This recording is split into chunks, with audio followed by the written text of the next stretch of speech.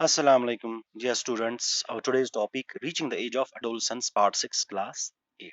Yesterday we were reading about menstruation. Menstruation, that that is the flow of blood from the vagina of the women. Flow of the blood from the vagina of the woman. It occurs about 28 to 30 days. That it repeats itself after 28 to 30 days. So it's called as menstrual cycle. Why it happens? Because when the egg does not meet the sperm, it does not get fertilized. After that, the sequence of events leads to this menstruation. But when the egg gets fertilized by the sperm, we can say the woman is now having the stage of pregnancy. That the woman is pregnant. The woman is now pregnant. Now the question arises, or we often talk when a woman gets pregnant, we often talk, क्या जो ये बच्चा आने वाला है, क्या ये boy होगा, और ये will that be a girl, ये लड़का होगा या लड़की होगी. अब ये क्वेश्चन यहाँ पे अराइज होता है, what makes this fertilized egg develop either into a boy or a girl? This जो fertilized egg हो गया, what makes it to develop either into a boy or girl? ठीक है ना. This is now our today's topic, that is sex determination. इसमें जो मैंने बोला आपको क्वेश्चन एक अराइज होता है. Question arises, what makes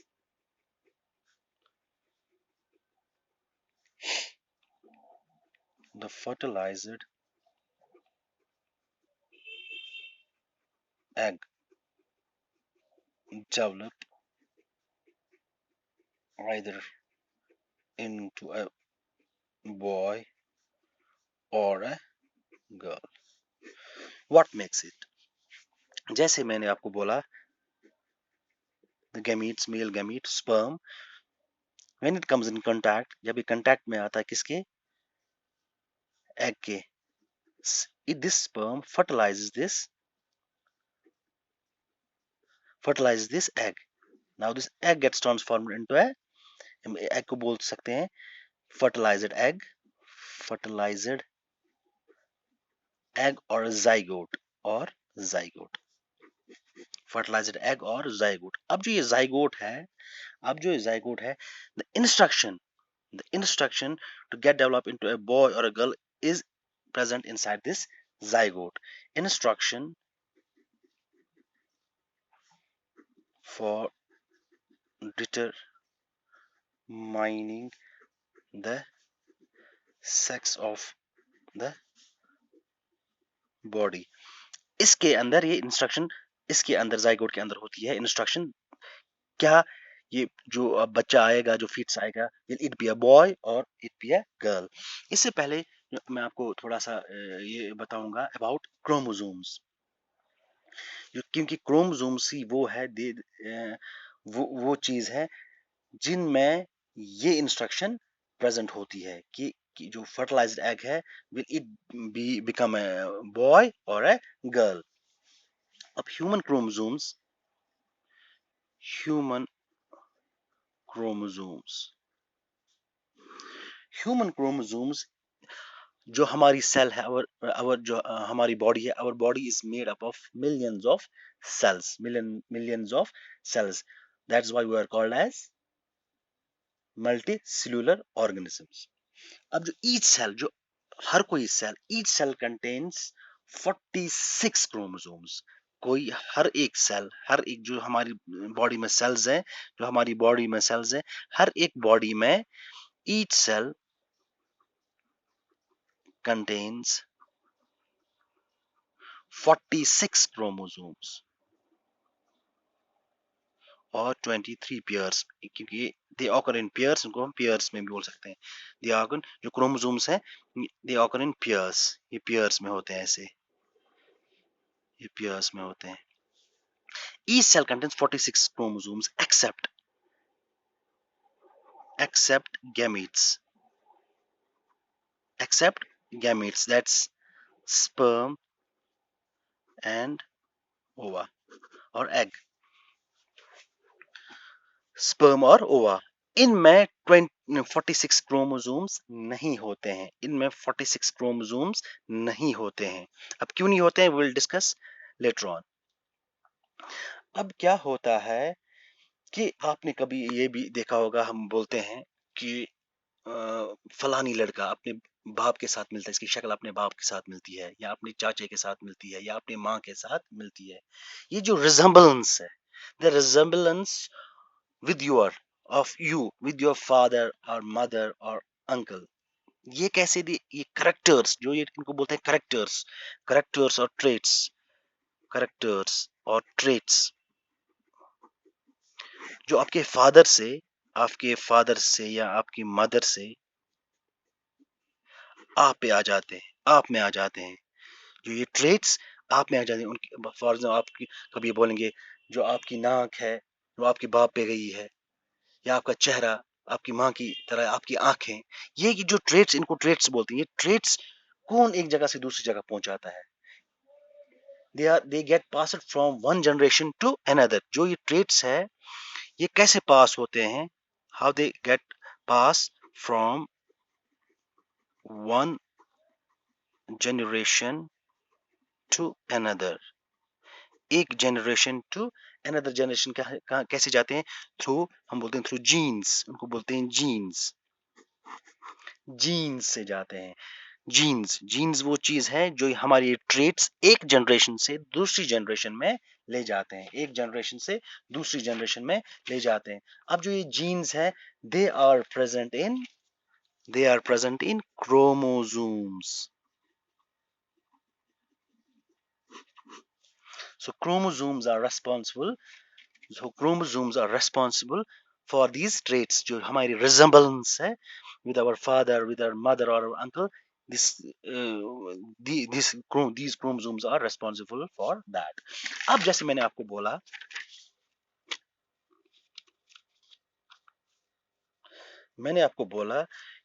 every human cell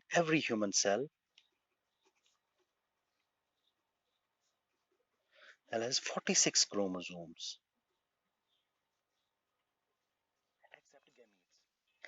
except जो gametes हैं, जैसे हम लेंगे gamete, male gamete, gametes जो है, male gamete has sperm and female is ovum or egg. अब इसमें क्या होता है, इसमें 23 होते हैं और इसमें 23 होते हैं। ये भी एक सेल है ना, गैमीट सेल। होने चाहिए थे 46, होने चाहिए थे 46, मगर है कितने, 23। इसमें भी होने चाहिए थे 46, मगर है कितने, 23। अब जब फर्टिलाइजेशन होती है, जब फर्टिलाइजेशन when fertilization occurs जब फर्टिलाइजेशन होती है तो क्या बनता है, जाइगोट। तो बनता है जाइगोट। अब इस जाइगोट में ये दोनों, इसके 23, इसके 23, 46 क्रोमोसोम्स। इसीलिए इनमें 46 नहीं होते हैं, 23, वरना वो हायर हो जाता ना बाकी सेल से। 23 इसमें, 23 इसमें। जब फर्टिलाइजेशन होगी, जाइगोट बन गया, जाइगोट में बराबर 46 क्रोमोसोम्स है। जाइगोट में 46 क्रोमोसोम्स, फिर जाइगोट एम्ब्रियो बनता है, फिर ऐसे फीटस। तो अब क्या होता है आगे, मैं आपको ये देखो अब क्या होता है इसके बाद। इसमें तो बराबर आ गए 46 क्रोमोसोम्स। अब अगर मेल और फीमेल की बात करोगे, वैसे वैसे आपको बोला chromosomes they are in pairs, ये पेयर्स में होते हैं, ऐसे ऐसे पेयर्स में, दे आर इन पेयर्स। अब क्या होता है, अगर female, male and female, male and female में जैसे क्रोमोसोम्स 46 क्रोमोसोम्स और 23 पेयर्स, 46 क्रोमोसोम्स और 23 पेयर, वो तो वही हो गया ना, as they are in pairs, 23 pairs. अब जो मेल एंड फीमेल में जो क्रोमोसोम्स, इनमें 22 पेयर्स जो है, 22 पेयर्स आर सेम, एक जैसे है, दे आर सेम, वो एक जैसे है, they are called as autosomes. 23 pairs में से 23 पेयर्स और 46 क्रोमोसोम जो एक सेल में होते हैं। अब जो ये 23 पेयर्स हैं, एक सेल की बात कर रहा हूं मैं, इनमें से 22 pairs they are same, in male and female. They are called as autosomes. But the 23rd pair, it's different. जो 23rd pair है, it's different. ये मेल और फीमेल में डिफरेंट होता है, एक जैसा नहीं होता है. And this 23rd pair is called as sex chromosome. This 23rd pair is called as sex chromosome, and this sex chromosome determines sex of a person, and this sex chromosome determines the sex of a person. अब mail में क्या होता है? Mail में अगर mail होगा, इसमें होगा X and Y. फीमेल में होगा X and X. They are different. अगर XY होगा तो मेल होगा, अगर XX होगा पेयर तो दैट्स फीमेल. अब फीमेल जो है, they have perfect pair of sex chromosomes. ये females have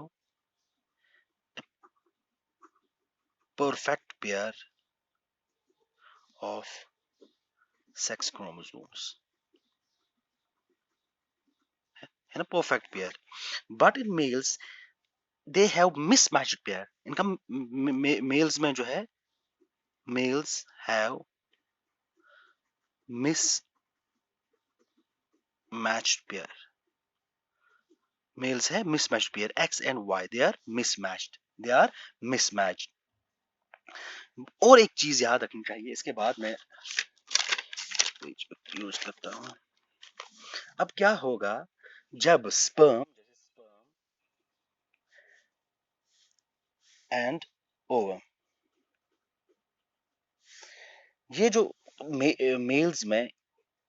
मेल्स में एक्स वाई है, ये याद रखना चाहिए. They will not exist, both will not exist together. Both will not exist together. What does that mean? ये मैं कहता हूँ, आपको समझाने की कोशिश करूंगा. जब sperm and ovum, when they are getting to get fertilized, जब स्पर्म जाएगा इसको फर्टिलाइज करने के लिए, तो जो मेल स्पर्म है एक्स, इसमें या एक्स आएगा या वाई, ये दोनों एक साथ नहीं आएगा. either it will give x or it will give y. say for example it gives x, like same ovum, इसमें तो दोनों x हैं, ये भी एक x देगा. अब when they will get fertilized, it will form XX. And you know XX क्या है? It's a female pair. Female sex chromosome. XX is female sex chromosome. जब XX बनेंगे तो ये boy होगा कि girl? It will be a girl. Same, अगर ये sperm Y देगा, ये तो X ही देगा, क्योंकि इसको दोनों X ही हैं. परफेक्ट मैच है इसका. फिर जब ये मेट फर्टिलाइज करेंगे तो ये बनेगा XY. दैट विल बी ए, जो फीट्स पैदा होगा, that will be a boy. अब ये सारा दारोमदार बच्चा मेल होगा या फीमेल होगा, is on the male counterpart, एक मर्द पे है कि वो कौन सा क्रोमोसोम देता है. एक्स देगा तो फीमेल पैदा होगी, वाई देगा तो मेल पैदा होगा. I hope that you understood it.